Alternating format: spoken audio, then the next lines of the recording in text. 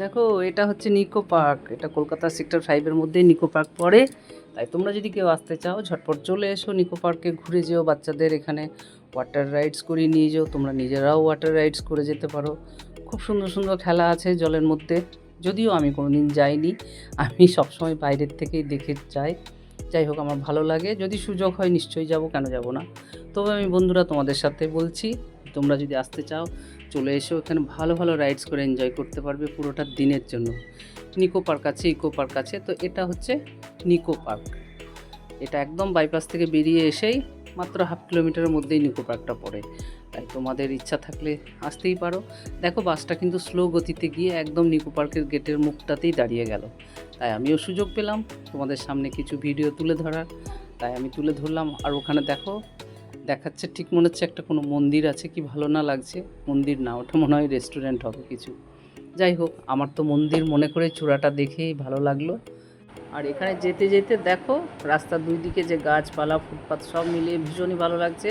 ফুটপাতের মাল মশলা সব তুলে আবার নতুন করে পাথর ফেলেছে, মনে হয় এটাও একদম ঝাকাস করে দেবে ফুটপাতটা এখানের মতো। দেখো দেখতে দেখতে আমি তো প্রতিবারই তোমাদের সাথে শেয়ার করি যে কলকাতা কতটা উন্নত, যত দিন যাচ্ছে তত আমি উন্নত দেখতে পাচ্ছি। আর এই সবুজ গাছগুলি আমার দেখে সত্যি মনকে মুগ্ধ করে দেয়।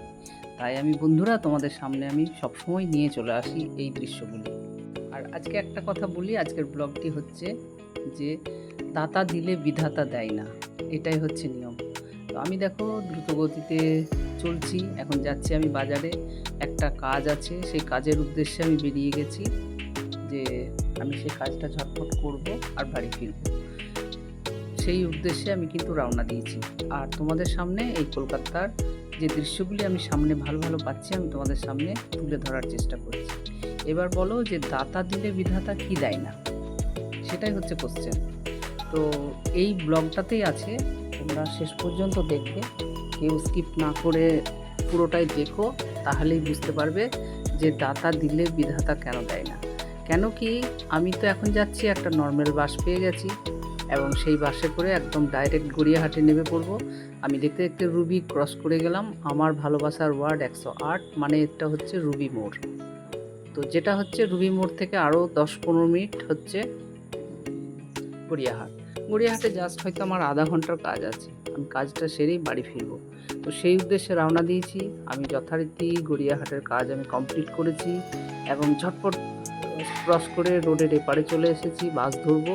দেখলাম একটা বলবো বাস আসছে, আহা কি খুশি, কারণ গরম ছিল, রোদ ছিল। ঝটপট আমি বলবো বাসে উঠে পড়বো, তাহলে ঠান্ডায় ঠান্ডায় ঠিক আমি বাড়ি পৌঁছে যাব। কেননা বাড়ি যাওয়ার তাগাদাটা এই জন্যই যে আমার বয়স্ক বাবা বাড়িতে আছেন, ওনাকে ছেড়ে আমি এসেছি। তাই আমার বাইরে কোথাও ভালো লাগে না, মন ছটফট করে, মনে হয় কতক্ষণে আমি একবার বাড়ি ফিরে যেতে পারি। উনি বয়স্ক মানুষ, জলের দরকার হতে পারে, চায়ের দরকার হতে পারে, এইসব চিন্তা করেই আমি কিন্তু বাইরে বেরোই না, খুবই এমার্জেন্সি না পড়লে। তো আজকে ওই জন্য এমার্জেন্সি পড়েছে। যাই হোক, যথারীতি আমি বাস পেয়েও গেছি, ধরো বলবো বাসে উঠেও পড়েছি আসার সময়।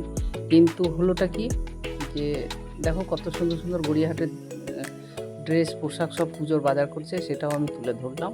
আর যে স্টোরিটা তোমাদের সাথে শোনাবো সেটা তো আছেই সাথে, তার সাথে কিছু একটু বাজারটাও তোমরা দেখে নিও মন ভরে। দেখো পুজোর বাজার, আমি যদি ফুরসত নিয়ে যাই তাহলে আমি সবটাই তুলে ধরার চেষ্টা করব, কিন্তু এটা যেহেতু আমার যৎসামান্য কাজ ছিল, তার জন্য আমি একটুখানা তুলতে পেরেছি এবং তোমাদের সাথে সেইটুকুই শেয়ার করলাম। আর এই গল্পটাই আমি তোমাদের সাথে শেয়ার করব, যে এইসব বাজার ঘুরে টুরে দেখে শুনে দেখো কত সুন্দর লেহেঙ্গাটা না, মন ভরে গেল দেখে, কত ভালো ভালো ড্রেসগুলি। কিন্তু এখন তো কেনার মতো কেউ নেই, তাই জন্য কারোর জন্যই কিনলাম না, পরে হয়তো কিনবো।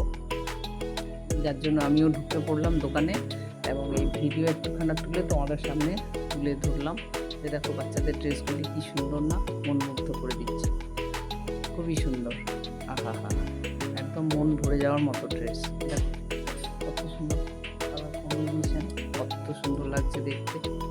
তাই তোমরা যদি কেউ কিনতে চাও ঝটপট যেন চলে এসো এই গড়িয়াহাটের মোড়ে, এখানে বাজারে, এখান থেকে তোমরা পুজোর ড্রেস কিনে নিয়ে যেতে পারো। আর এই ইয়াররিংগুলি দেখো কত সুন্দর, তাই না, মন ভরে যাচ্ছে। হরেক রঙের, যদি পুজোর সময় যে কালারের ড্রেস কিনবে সেই কালারের ইয়াররিং কিনে নিতে পারো। তাই জন্য আমি তুলে ধরলাম, তোমরা এটাও দেখে নাও এবং ঝটপট চলে এসো, কিনে নিয়ে বাড়ি চলে যাও। তো দেখো যথারীতি আমি বসে আছি, যে কাজটার জন্য আসা ছিল সেই কাজটার জন্য এসেছি, কিন্তু কাজটা হলো না, জাস্ট আমাকে ফেরত যেতে হচ্ছে। কিন্তু গড়িয়াহাটে লেকে আর শুধু হাতে কেউ ফেরত যায় না। ওই টুকটাক কিছু একটা নিলাম। আর এখানে দেখো আমার বাসে উঠেও গেছি, যে সেই বলবো বাস, যেটা বললাম দাদা দাতা দিলে বিধাতা দেয় না, সেই বলবো বাসে উঠে পড়েছি। এবং বাস রান্না দিয়ে দিয়েছে, এবং বাসটা রওনা দিতে দিতে যেই রুবি পৌঁছেছি আমি দেখছি গরম কেন লাগছে, বলবো বাস গরম কেন। আমারও একটা অস্থিরতা ভাব হচ্ছে। ফ্যানগুলো ঘুরছে ঠিকই, কিন্তু যেহেতু জানলা দরজা সবই বন্ধ, শুধু ফ্যানে তো কাজ হবে না, বাইরের তো একটু হাওয়ার দরকার। তখন বলছে এসি খারাপ আছে। এই বাবা, এসি খারাপ! মাথার উপরে যে এসির লকটা ছিল সেটাকে আবার ঘুরালাম, ঘুরিয়ে দেখলাম হালকা একটু হাওয়া আসছে, খুব ভালো লাগলো। এই করে যথারীতি আমি দ্রুতগতিতে এগিয়ে চলেছি বাড়ির দিকে। কিন্তু মনের মধ্যে একটা ভয়ও ঢুকে গেল, যে এসির হাওয়া তো ঠান্ডা হওয়া উচিত, ঠান্ডা নেই। ফ্যানের হাওয়াটাই এনাফ, ফ্যানের হাওয়াটা গায়ে লাগছে। কিন্তু এইভাবে কি যাওয়াটা ঠিক হবে কি জানি। হ্যাঁ, দেখতে দেখতে আমি সেক্টর 5-এ মানে সল্ট লেকে ঢুকে পড়লাম। সল্ট লেকে ঢোকার পরেই কন্ডাক্টর বলছে যে দিদিভাই আপনি কোথায় যাবেন? আমাকে টেকনোপলিস। না, বাসটা যাবে না, আমাদের এসি খারাপ, এই জন্য আমরা এখান থেকেই গ্যারেজে পার্ক করে দেবো, কারণ যে কোনো সময় যাই কিছু হয়ে যেতে পারে। ই বাবা, এত এত লোক আছে, এবার হঠাৎ করে যদি আগুন লেগে যায় তাহলে তো আমরা ওই বাসের মধ্যেই পুড়ে মরে যাব, কেননা গেট তো লক হয়ে যাবে। বাসে যদি আগুন লাগে তাহলে তো গেটটা লক হয়ে যাবে, তাহলে তো আর বেরোতেই পারবো না।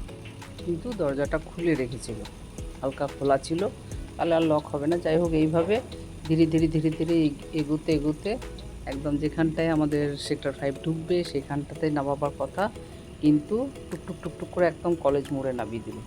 কলেজ মোড়ে নেবে হাফ ছাড়লাম, তারপরে ওখানে কিছুক্ষণ দাঁড়িয়ে থেকে আবার একটা বাস পেয়ে গেলাম, এবং সেই বাসে করে আর ওখান থেকে কলেজ মোড় থেকে হয়তো 5-7 মিনিটের রাস্তা। হ্যাঁ, আমার যেহেতু পায়ে ব্যথা ছিল, নইলে বাড়িতে বাবা আছেন, ওই জন্য আমার মনের টানটা ছিল যে কতক্ষণ বাবার কাছে পৌঁছাই। নইলে হয়তো হেঁটে হেঁটে যেতে গেলে 10 মিনিট কি 15 মিনিটে আমি বাড়ি পৌঁছে যেতাম, একটু হাঁটাও হয়ে যেত বিকালের সময়। কিন্তু যেহেতু বাড়ির প্রতি একটা মানে মনের ইচ্ছাটা ছিল যে কতক্ষণে বাড়িটা পৌঁছায়, বাবা আছেন, সেই জন্য আর নেক্সট বাস নিলাম।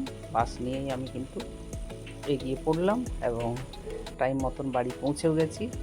এবং বাড়ি পৌঁছে যাওয়ার পরে মনের একটা আলাদা নিঃশ্বাস ফেললাম, যে সত্যি আজকে হয়তো হতে পারলে অনেক বড় বিপদ হলে হতেও পারত, কিন্তু যাই হোক, ভগবানের কৃপা, ভগবানের আশীর্বাদে ঠিক বাসটা আমাদের পৌঁছেও দিয়েছে। আর যেটা বলছি যে মনের একটা ডাক দিল যে বাবা বলবো বাসে এলাম, 40 টাকা ভাড়া নেবে, অথচ কোনো হাওয়া পেলাম না। কিন্তু কন্ট্রাক্টরটা এত ভালো যে উনি আমাকে বললো দিদিভাই আপনি এখানে নেমে পড়ুন আর আমাকে 20টা টাকা দিন। আমি দেখছি অন্য বাসে গেলে তো, নর্মাল বাসে গেলে 16, 17, 18 টাকা নেয়, ওই 20 টাকা নিল, ঠিকই আছে। তারপরে নেক্সট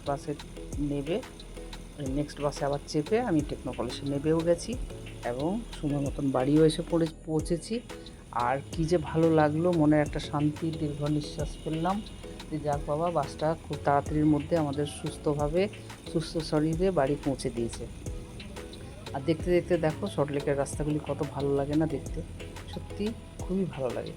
যত সুন্দর বাড়িগুলি, তত সুন্দর রাস্তা, তত সুন্দর গাছপালা, সব মিলিয়ে খুবই সুন্দর একটা পরিবেশ।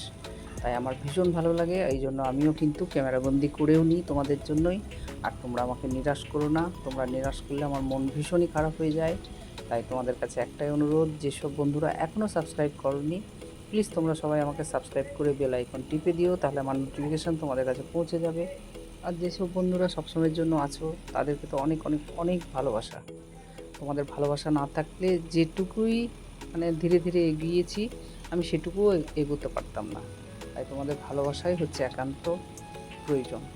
আর তোমরা এইভাবে আমাকে ভালোবাসা দিতে থেকো, এবং এইভাবে সবসময় পাশে থেকো, আর সবসময়ের জন্য আমাকে এইভাবে সাহায্য করো। তোমাদের এই ভালোবাসাটুকুর জন্যই আমি কিন্তু দৌড়ে দৌড়ে যাই, যে গেলেই একটা ব্লগ হবে তোমাদের সামনে আমি তুলে ধরতে পারবো।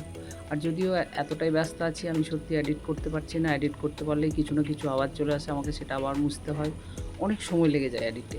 তাই জন্যই আমার ব্লগ কিন্তু এখন একটু কম আসছে। হয়তো আরও 5-10 দিন পরে আরও সময় মতন আমি ব্লগটি দেবো, যেমন সপ্তাহে 3-4টে দিচ্ছিলাম সেই রকমই দেবো, চেষ্টা করব। আর মাঝখানে শরীরটাও ভীষণ খারাপ ছিল, এই জন্য আরও হয়ে ওঠেনি। তারপর বাবা ছিলেন, বাবাকে নিয়েও একটু ব্যস্ততা ছিল, এই জন্যই হয়ে উঠতো না। যাই হোক, সব মিলিয়েই এই হচ্ছে যে আমি সময় মতো তোমাদের সামনে ভিডিওগুলি তুলে ধরতে পারছি না, তার জন্য আমাকে যেন ক্ষমা করে দিও। আমি চেষ্টা করব আবার আগের মতন জায়গায় ফিরে যেতে, তাকি তোমাদেরকে সময় মতন আমি ব্লগগুলি দিতে পারি। দেখো বলবো বাসটা একটু দেখিয়ে দিই। এই বাসে করে আমি গড়িয়াহাট থেকে এসেছি এবং এটা একদম করুণাময়ী হয়ে ঘুরে গেছে, বললো বিপ্রতে নামিয়ে দেবে। যাই হোক, বিপ্রতেও নামায়নি, টুকটুক টুকটুক করে আমাকে কলেজ মোড়ে নামালো। আর এই যে কলেজ মোড়ের দৃশ্য, এখান থেকে আমি অন্য একটা বাস নিয়ে চলে গেছি টেকনোপলিস। জাস্ট বাসে 5 থেকে 7 মিনিট সময় লাগে, তাই জন্য আমি অন্য বাস ধরে চলে গেলাম। আর দেখতে দেখতে তোমাদেরকে টেকনোপলিসেরও দৃশ্যটা দেখিয়ে দেবো। তো দেখো এই বাসটায় আমি উঠেছি, নর্মাল বাস। এই বাসে দেখো সবাই গরমে একদম হিসফেস করছে, বৃষ্টি হয়নি আর ভালো কড়ক রোদ ছিল। যদিও এখন ঘড়ির কাঁটায় বাজে 5টা, পৌনে 5টা হয়ে গেছে, তাই জন্য এখনও অফিসের ভিড়টা হয়নি। হয়তো আরও আধা ঘন্টা পরে এই বাসগুলোয় আর পা দাঁড়াবার জায়গা থাকবে না। তো দেখো আমি নেমে পড়েছি টেকনোপলিসে। এখান থেকে 2-3 মিনিটের রাস্তা আমার বাড়ি। তাই আজ আমি এখানেই সমাপ্ত করছি। তোমরা সবাই খুব ভালো থেকো, আনন্দ থেকো, সুস্থ থেকো। আর আমাকেও কিন্তু ভালো ভালো লাইক কমেন্টস দিয়ে সুস্থ রাখার চেষ্টা করো। আজকের মতন এখানেই রাখলাম। Tata, bye bye.